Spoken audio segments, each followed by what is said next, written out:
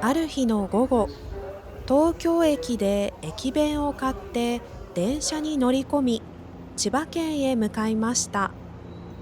私と妹、そして甥の3人で1泊2日の千葉旅行へ出かけます。駅弁って本当にたくさんの種類があるので迷いますよね。私はこちらの松茸弁当にしました。駅に到着したら、ホテルのスタッフの方が迎えに来てくれました。今日は雨模様。明日は晴れるといいのですが、さて、ホテルに到着しました。鴨川グランドホテルという名前の海に近い場所に建っているホテルです。館内には鯉もたくさん泳いでいました。チェックインの時間にはまだ早かったので、すぐ近くにあるこちらの水族館へやってきました。鴨川シーワールド。太平洋のすぐそばにある非常に大きな施設です。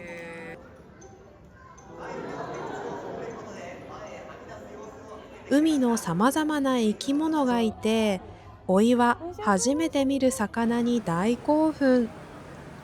小さい子供にとっては、こうした施設で海の生態系について学べるのはとてもいい機会ですよね。ここ数年、日本の水族館では、こうしたクラゲの展示が流行しているようです。皆さんの国ではどうですか？さて、ホテルへ戻ってきました。早速チェックインして部屋を見てみましょう。今回ホテルの方が用意してくださったのは、こちらのベビーフレンドリールーム。赤ちゃんが快適に安全に過ごせるように様々な工夫がされています。床は畳敷きで、直接座ったり遊んだりすることができます。また、ベッドも少し低く配置されていますね。全部が子供仕様。うん。そう、でもさ、備品はちゃんと、リファだったり、こっちも石器製やったり、なんか、大人も、子供向けのおもちゃや絵本もたくさんありました。こんなに巨大な絵本、家庭ではなかなか見かけませんよね。夕食の時間までまだ少しあるので、館内を散策しました。鴨川グランドホテルは、江戸時代からある吉田旅館がルーツの宿泊施設です。昭和天皇や現在の上皇上皇后両陛下も宿泊された皇室ゆかりの宿としても親しまれています。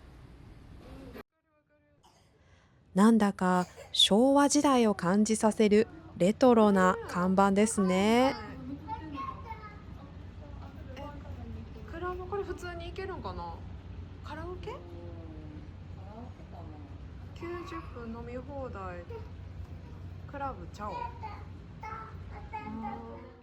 もこんなみんなの前で最歌うこと近、日本の若い人たちの間では、こういった昭和の雰囲気を感じさせる場所やカフェ、レストランなどが人気だそうです。そして地下にはこういったミュージアムがあります。吉田旅館の女将として活躍した鈴木正女さんに関する展示があります。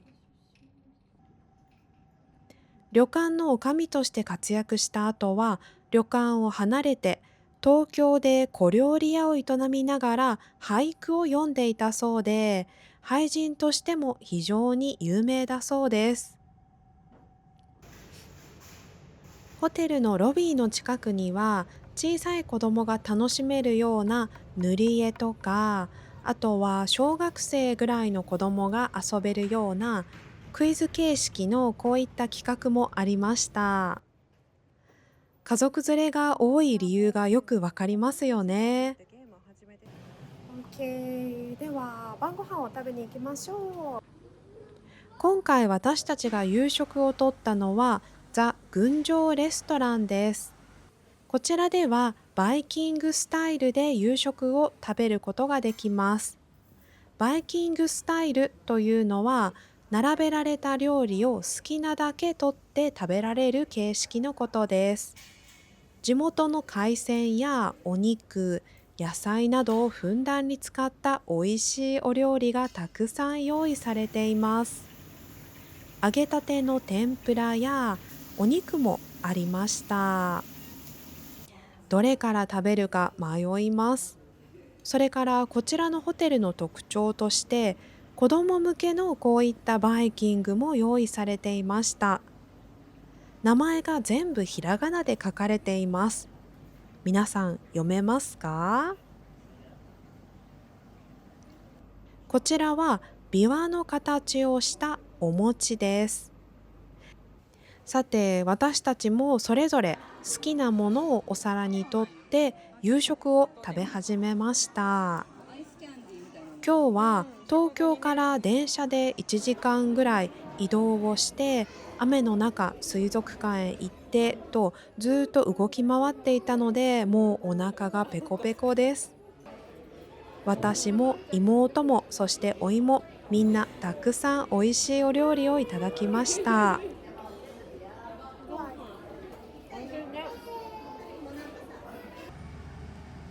その後は露天風呂に入ってゆっくりと疲れをとって寝ました。おやすみなさい。さて、2日目の朝、少し早起きをして海を見に来ました。見てください、この美しい朝日。ホテルのすぐ目の前の東上海岸は、朝日がきれいに見られるスポットとしてもとても有名なんです。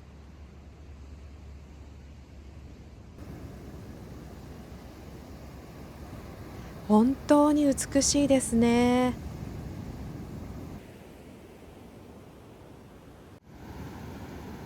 鴨川市は太平洋に面していて、海沿いに砂浜が続く素晴らしいビーチがあります。日本で早い時期からサーフィンのメッカとして知られていて、今でもサーフィン関連の施設やホテルなどが立ち並んでいます。この日も朝早くから早速サーフィンを始める人たちを見かけました。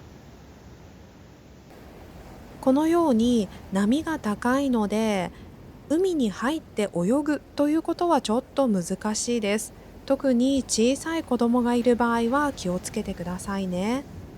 でもサーフィンが好きな大人なら最高の環境ですよね。波があるといってもそれほど高い波ではないので、初心者のサーファーが練習をするのにも最適だそうです。昨日は大雨で外の様子がよく見えなかったのですが、ホテルのガーデンもとっても綺麗ですよね。後であそこのプールで遊ぼうと思います。さて、そろそろ朝ごはんの時間なので、レストランへ向かいましょ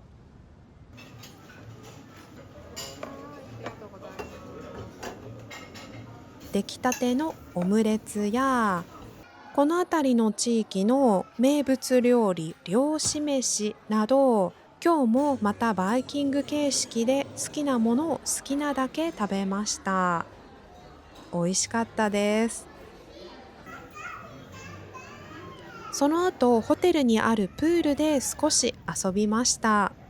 この日、おいはプールデビュー、つまり初めてプールで遊びました。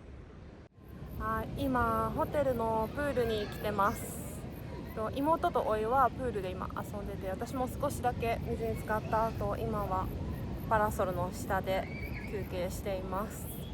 昨日は台風でものすごい大雨が降ってたんですが、今日は台風一過、とてもいい天気です。今日はこの後ホテルをチェックアウトして、ちょっと海沿いでまた散歩をしたり買い物をしたりお昼ご飯を食べたりしようと思います。ホテルをチェックアウトした後はタクシーで周辺を観光することにしました。最初に向かったのは鴨川松島です。日本三景の一つ、松島に非常に似ているということから、鴨川松島という名前が付けられたそうです。確かに美しい景観です。まあ、1時間に1本もないね、でもバスね。1日に7本？このバス乗り場の看板も少しレトロな雰囲気でいいですね。あの山の上にある展望台がちょっと気になったので、予定にはなかったのですが、そこまでタクシーで連れて行ってもらうことにしました。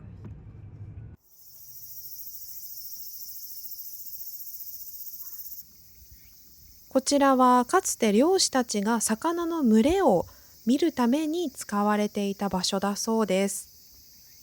階段を登って上まで上がっていきましょう。素晴らしい眺望ですね。本当に晴れてよかったです。昨日の大雨が嘘のよう。遠くの方まで水平線が見渡せます。こうして見てみると、確かに鴨川市は太平洋の海岸沿いにある町だということがよくわかります。気持ちいい。上がってきてよかったね。全然違うね。上から見る鴨川松島もいいですね。近づいてきたんじゃない？さて、またタクシーに戻って次の目的地へ向かいましょう。先ほどの展望台からタクシーで今度は海の方へやってきました。右手側に見えるのが鴨川シーサイドベースです。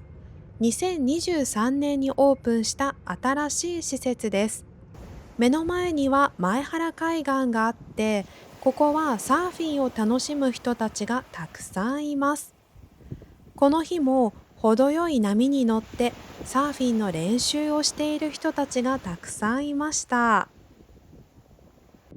私たちはサーフィンはしませんので、こちらの鴨川シーサイドベースで昼ご飯を食べようと思います。浜焼きやクラフトビールのお店、カフェ、土産物店などが点在しています。